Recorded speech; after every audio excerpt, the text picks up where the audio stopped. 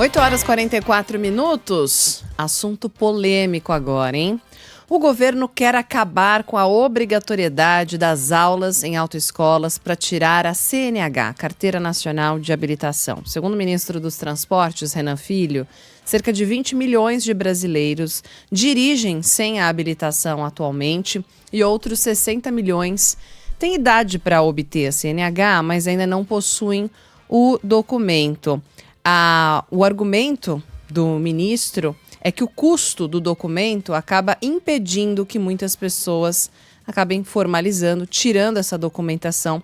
E em outros países, por exemplo, as aulas da autoescola já não são obrigatórias. Bom, para falar sobre essa flexibilização da exigência ou não, lembrando que ainda é uma proposta, na linha conosco está o diretor de operações do Observatório Nacional de Segurança Viária, Ronaldo Rodrigues. Obrigada por conversar com a Band News FM. Ronaldo, como vai? Tudo bem? Olá, bom dia, Débora Alfano, Carla Bigato, ouvintes da rádio Band News. Muito bom dia, e é um prazer estar aqui com vocês, podendo falar um pouquinho sobre esse tema aí que está sendo amplamente discutido agora, né? Pois é, Ronaldo, como é que você enxerga essa proposta do governo de derrubar a obrigatoriedade das aulas práticas e teóricas para tirar a CNH?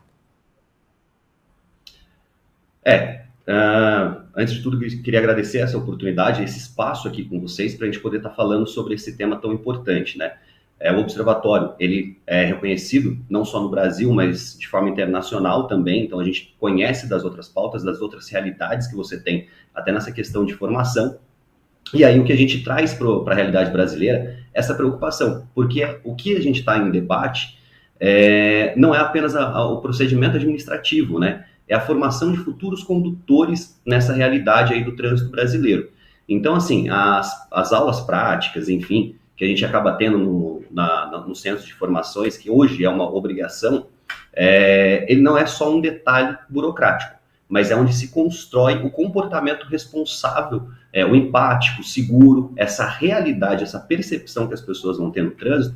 Então é ali que ela vai ter essa possibilidade de conhecer. Então não adianta simplesmente a gente retirar essa obrigatoriedade que de fato vai impactar no bolso do cidadão, e que isso a gente entende que deve ser repensado, deve ser de fato facilitado para que a gente não tenha pessoas se expondo tanto no trânsito. Só que simplesmente tirar esse processo, que ele é tão necessário, a gente fica preocupado porque hoje o Brasil é um dos que mais matam aí no trânsito, né? A gente está falando de mais de 35 mil mortes no trânsito brasileiro, além dos que ficam com sequelas permanentes, que são praticamente 1 a cada 1 minuto, que acabam sendo lesionados aí no trânsito por causa desse perigo. Então precisa sim ser olhado, mas não precisa ser de forma, acho que tão simplória que está sendo feito. Como é que essa discussão deve se dar? A gente ouviu, né, um pouco mais cedo a fala de Gleisi Hoffmann, da ministra, que conversou aqui com a Band News FM, dizendo que será uma longa discussão. Normalmente, como é que essa discussão se dá? E eu imagino que o Observatório participe também desse processo, né? O ideal seria que, de fato, pudesse envolver toda a sociedade. Nós do Observatório, nós somos um OCIP, então nós somos uma organização social de interesse público, né, da sociedade civil. Então o que acontece é que a gente consegue representar a sociedade junto ao poder e junto aos interesses privados também, que seja das empresas automobilísticas. O que isso está acontecendo? Então não é o olhar simplesmente de um lado, a gente consegue olhar com o olhar da sociedade civil, entender tudo. Infelizmente, isso nos pegou de surpresa, não é algo que a gente entende que estava sendo debatido. Existem hoje já ferramentas que a própria poder público já tem utilizado, que é a CNH social. Então, se o custo é alto, o poder público tem formas aí de auxiliar e subsidiar isso. Então, isso já é algo que para a gente estava vencido. O que precisa ser feito é essa informação ser mais bem difundida e, de fato, identificar onde são esses pontos, principalmente porque a gente está falando que são dados que a própria Senatan divulgou, onde você tem esse número aí alarmante aí de mais de 50% de pessoas que acabam andando sem habilitação, circulando, seja de moto, de carro, enfim. Então, se esse dado ele já reconhece, como agir nesses locais? Então, a gente tem uma outra série de fatores que acontecem, de mudanças legislativas, mudanças aí nas resoluções, enfim, portarias, que acabam prejudicando um processo que já funcionava. Como um exemplo, hoje você tem a obrigatoriedade da suspensão, né, do direito de conduzir de alguma pessoa que já infringiu diversas leis, que anda em alta velocidade, etc. Só que isso passou a ser para o município. Só que as estruturas da instância federal, estadual e a municipal, elas não estão se conversando ainda. Isso acontece, dica, né? Você tem pessoas que não deveriam estar conduzindo um veículo, que estão conduzindo o veículo aí e a fiscalização não acontece. Então, às vezes, a fiscalização de um município que consegue fiscalizar, ele consegue fazer, só que não consegue penalizar, porque essa estrutura não está funcionando adequadamente. E esse número é o que a gente está vendo, esse efeito, né? É o número que está sendo apontado. A gente tem 35 mil mortes e isso está numa tendência de crescente. Então, é muito preocupante para a gente, simplesmente, tratar isso de forma simplória, por mais que tenha uma discussão para falar, para se retirar, a gente entende que o processo tem que ser mais acessível a todos, e a gente entende que já existe uma ferramenta, que é a CNH social. Então, é preocupante para a gente essa simplicidade que deram para esse tema, né? E a gente tem se manifestado nas redes. A gente está publicando alguns conteúdos nas nossas páginas, no nosso Instagram, no nosso site, para que a gente consiga levar as informações necessárias para a população, assim como vocês estão fazendo também. Eu fico pensando, sabe aquela história do marido que chega em casa mais cedo e pega a esposa com o amante na sala, e aí para resolver o problema ele fala, vou tirar o sofá da sala para solucionar a questão. Quando a gente fala de 2 pontos aí que são apontados como impeditivos para alguém tirar a carteira, ou como falhas ou problemas, tem a questão do custo, como você citou, e essa questão que a gente fala das autoescolas. Muitos ouvintes pontuando que essa obrigatoriedade de passar por autoescolas acabou criando um mercado que é quase monopolizado, em que muitas vezes as pessoas se veem reféns de preços abusivos e também práticas duvidosas, porque a gente sabe que existe sim uma máfia de reprovação. No bom português é assim, para passar, você tem que pagar. Quem não paga vai ser reprovado. E de novo, e de novo. Então, algumas pessoas, de fato, questionam como que é esse preparo para o exame da habilitação. Minha pergunta é, Ronaldo, não deveríamos, então, estar discutindo, a fiscalização e a atuação dessas autoescolas e o custo, como você bem colocou, citando também a carteira social? Exatamente. Então, assim, o que a gente enxerga é exatamente essa possibilidade. Então, a possibilidade de que vamos voltar para o tema da máfia, né? Então, se existe, então precisa ser fiscalizado, precisa ser coibido. Quem faz isso? O poder público. Então, isso não pode acontecer. Isso não é aceitável no país. Infelizmente, a gente acaba ouvindo essas atrocidades, não somente nessa parte aí de tirar a carteira de habilitação, mas em outras esferas também. E vamos lembrar, você tem a parte das aulas que são obrigatórias, então você precisa passar por uma jornada de determinadas horas que precisam ter sido cumpridas, e aí você tem o momento da aprovação que é feito em conjunto com os órgãos ali, com Detrans, enfim. Então, se existe uma corrupção, existe uma cadeia de corrupção em cima disso que precisa sim ser penalizada, precisa ser investigada, precisa ser fiscalizada e penalizada de fato. E assim acontece também com os condutores que dirigem de forma inadequada, de forma sem as carteiras de habilitação, sem o treinamento, sem o conhecimento para estar conduzindo um veículo, uma moto e se expondo a esses riscos.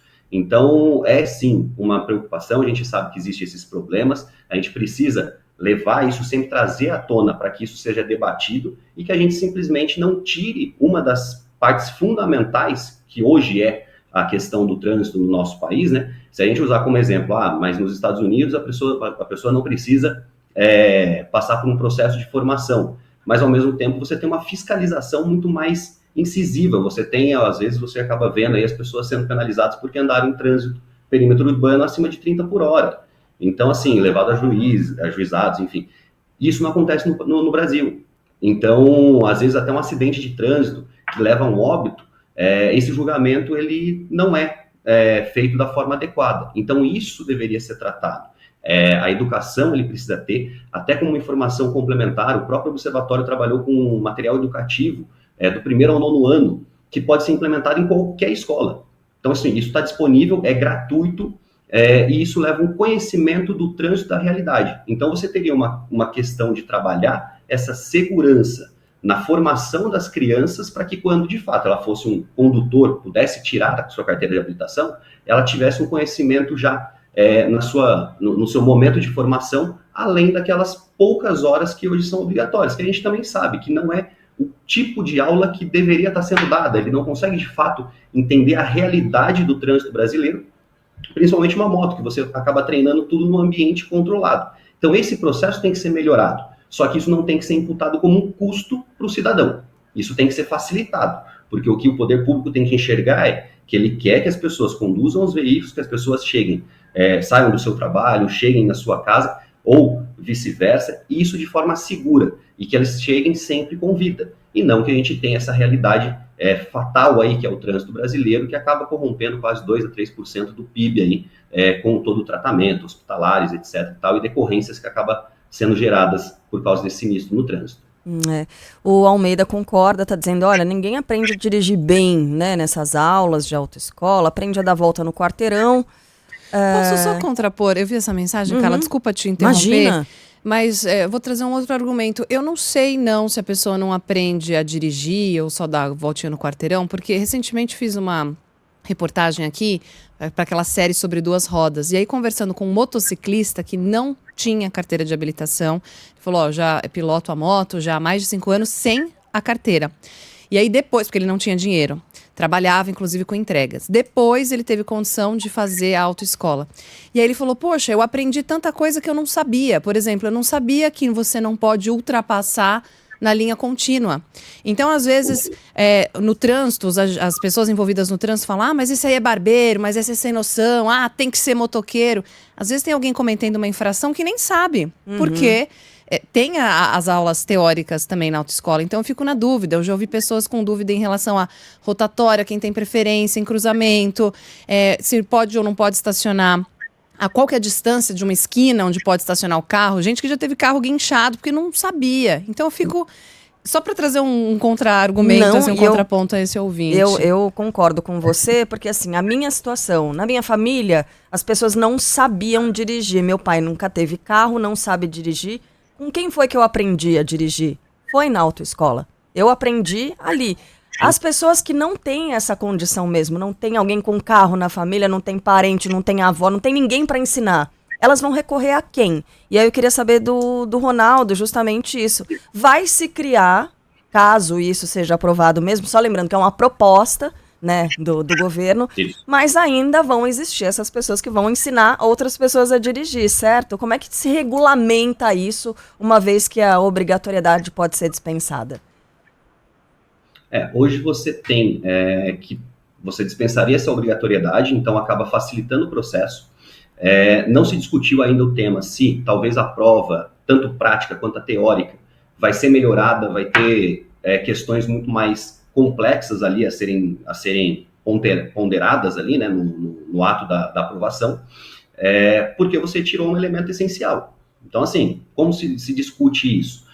E de fato, você pega hoje, muitas pessoas acabam treinando antes a condução com pais, familiares, tios, etc., seja em ambiente de um condomínio ou numa área mais afastada, mas a gente sabe que acaba sendo um hábito ali, uma situação que acontece até mesmo antes dessa formação. E tem pessoas que não têm esse acesso.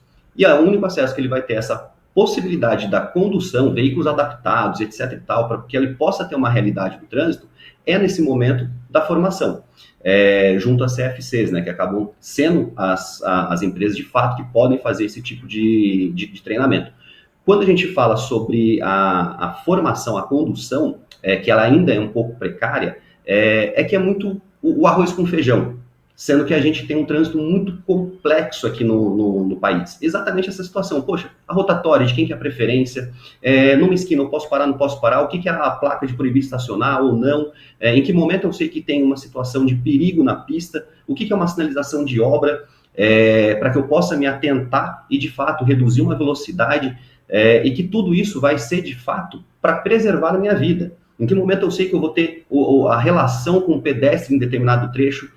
Então, isso tudo, ele precisa estar envolvido ali no momento da formação, E a gente também entende que existem alguns processos que poderiam ser melhorados. O próprio observatório fez um trabalho, conseguiu há muito tempo, há alguns anos atrás, levar isso até para uma aprovação no Congresso, etc., só que não foi colocado em prática, que era a melhoria do processo de formação do condutor.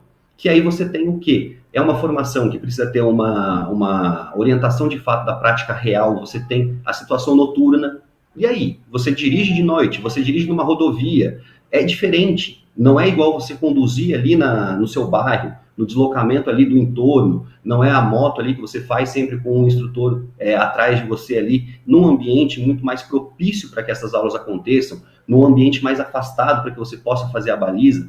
Como que é essa formação para, de fato, para a realidade que a pessoa vai enfrentar ali no trânsito, né? Então, isso pode ser melhorado. Isso o governo deveria estar investindo recurso que existe para isso. Se a gente pegar aí, já até o momento... Ih, caiu. Perdemos a conexão com o Ronaldo Rodrigues, diretor de operações do Observatório Nacional de Segurança Viária, falando sobre essa proposta. Só importante frisar que é uma proposta, tá? A nossa ouvinte pergunta, minha filha está fazendo aula teórica, já paguei as aulas práticas, já está valendo essa regra? Não, ainda é uma discussão. Tudo permanece normalmente, né? As regras, ainda não houve uma alteração, é apenas uma discussão, uma proposta do governo que ainda precisa ser aprovada ou não. Isso tudo não está valendo. Se for aprovado, aí sim a gente traz essa confirmação, tá bom? Agora, bem rapidinho, 2 minutinhos para as informações da sua cidade e da sua região.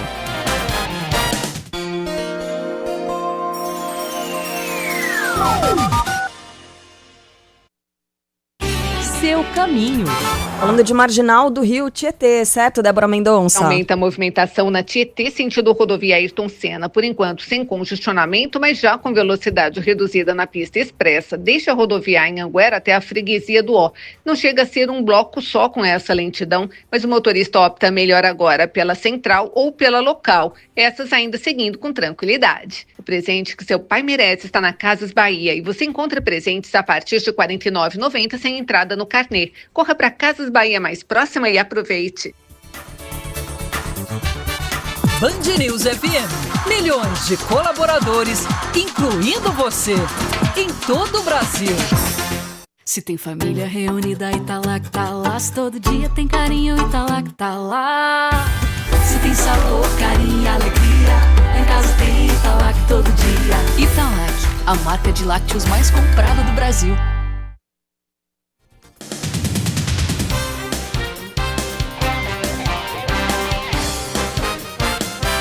Gente, bombando aqui de mensagens dos nossos ouvintes ainda a respeito dessa discussão aí da proposta que pode acabar com aulas teóricas e práticas para emissão, né, para tirada aí da Carteira Nacional de Habilitação. Aí eu estava falando sobre quem vai ensinar, né, e os ouvintes dizendo, não, as autoescolas não estarão proibidas. Mas desde que, a partir do momento em que você desobriga a pessoa a ter aulas nessas empresas que são registradas e, né, tem que ter ali, seguir uma norma, um padrão, qualquer um pode ensinar, e vai ensinar o quê? Né? Quem garante a qualidade do que vai ser passado ali para a pessoa que vai buscar pagar mais barato, né? E como uma pessoa que não tem habilitação vai pegar um carro e falar, bom, nunca dirigi na vida, deixa eu pegar aqui essa rua e eu vou aprender na raça. Aí, eventualmente, pode se envolver num acidente, é parado e falar, mas eu não tenho carta, eu tô treinando, aprendendo aqui por conta, para fazer a prova e tirar a CNH. Não faz sentido, eu não consigo entender como isso vai acontecer na prática, se essa medida avançar, né? E ainda muita gente dizendo, em outros países isso já acontece, nos Estados Unidos, por exemplo, mas... Vamos ver, né? Vamos esperar que essas discussões aconteçam. Agora 9h04, atenção rede.